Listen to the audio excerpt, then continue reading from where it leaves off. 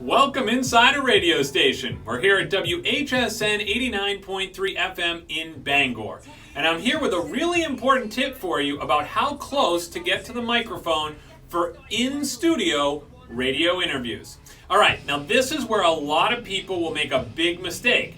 And then what ends up happening is the host of the radio show has to try and tell you during the interview to get closer to the microphone. So let's avoid that mistake, and here's how to do it. So when you're in studio, they want you just about 2 inches or 3 inches away from that microphone. You should be speaking this close to it.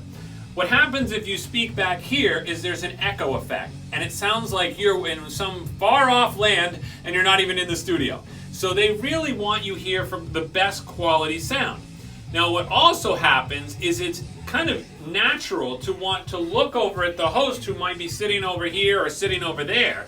And you may want to look at them. Well, all of a sudden now I've moved my mouth away from the microphone, okay? And now again, I'm not getting good sound, and they're going to want to remind you to go back to the microphone, or they might point at you and say, get closer to the microphone, because they can't say it, so they have to try to indicate with their hands, and it could be a mess. And it's also taking time away from your interview, and it's distracting. So let's just cut all that right out, and let's have you do it correctly. So again, 2 to 3 inches away, and when you look, make sure you keep your mouth here. See how I'm looking and keeping my mouth in the same spot, even though I'm looking at different directions to each of the 2 hosts possibly.